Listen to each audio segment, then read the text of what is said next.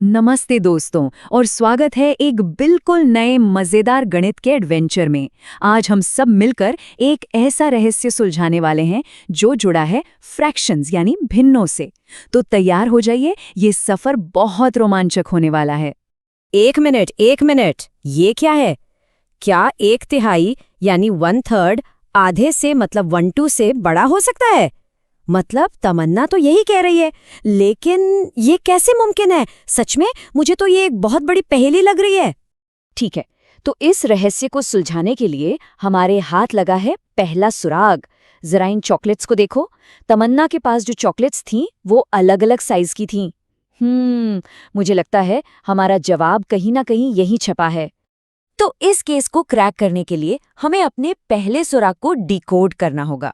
और पता है, ये सारा खेल होल यानी पूरी चीज का है। चलो मिलकर इस कोड को तोड़ते हैं।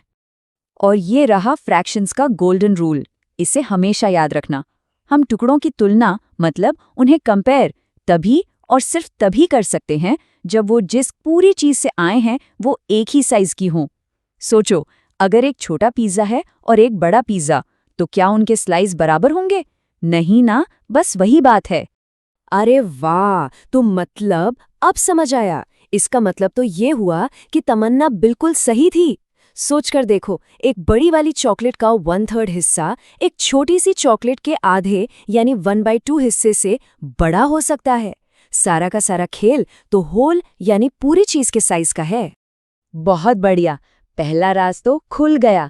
अब बारी है दूसरे सुराग की। पता है, कुछ फ्रैक्शंस ना जासूसों की तरह होते हैं, भेस बदलकर घूमते हैं। मतलब वो दिखते तो अलग हैं पर होते बिल्कुल एक जैसे हैं, जैसे जुड़वा भाई।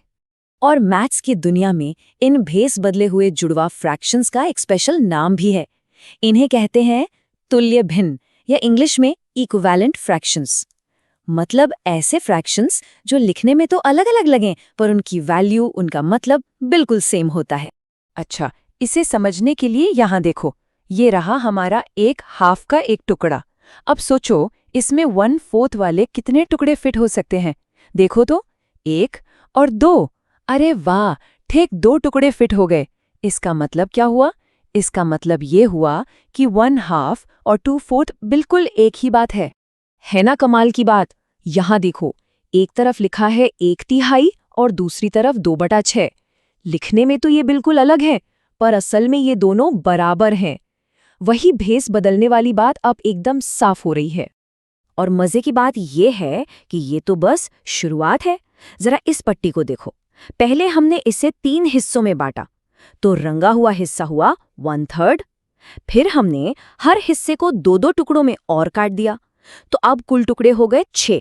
और हमारा रंगा हुआ हिस्सा अब 2 टुकड़ों के बराबर है, मतलब 2/6। तो 1/3 और 2/6 एक ही हैं। और हम ऐसे ही आगे बढ़ते जा सकते हैं।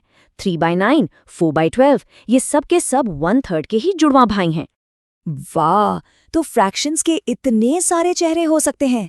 अब जब हमें ये सुपर पावर मिल गई है, तो अब टाइम है अपनी इस नई फ्रैक्शन पावर को टेस्ट करने का। चलो कुछ पहेलियां सुलझाते हैं। तो ये रही हमारी पहली पहेली। सवाल है कि 1/4 बनाने के लिए हमें 1/8 के कितने टुकड़े चाहिए होंगे? चलो मिलकर इसका पता लगाते हैं।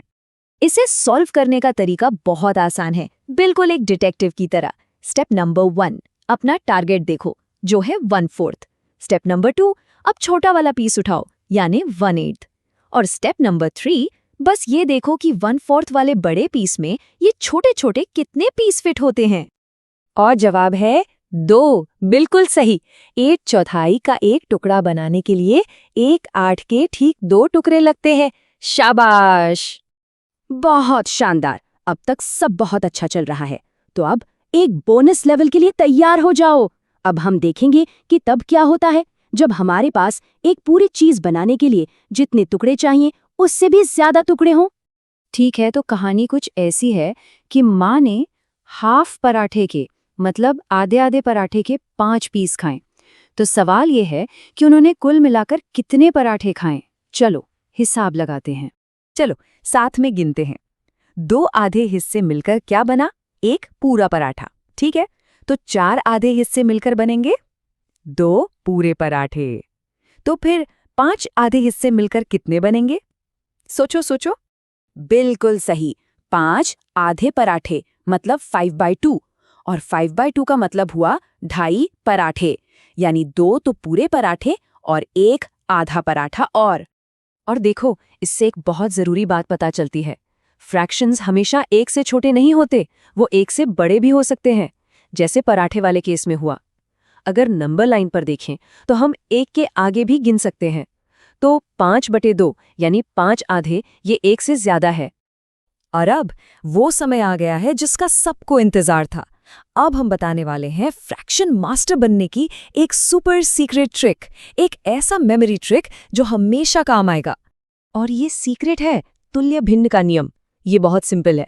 किसी भी फ्रैक्शन का जुड़वां यानी इक्विवेलेंट फ्रैक्शन बनाने के लिए बस उसके ऊपर वाले नंबर यानी अंश और नीचे वाले नंबर यानी हर, दोनों को एक ही नंबर से मल्टीप्लाई कर दो। बस, है ना एकदम आसान।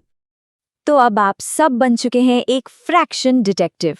तो अब जरा सोचिए, इस नई जासूसी स्किल के साथ आप मैथ्स के और कौन-कौन से बड़े-बड़े रहस्य सुलझा सकते हैं, क्योंकि सीखने का ये रोमांचक सफर तो बस अभी शुरू हुआ है।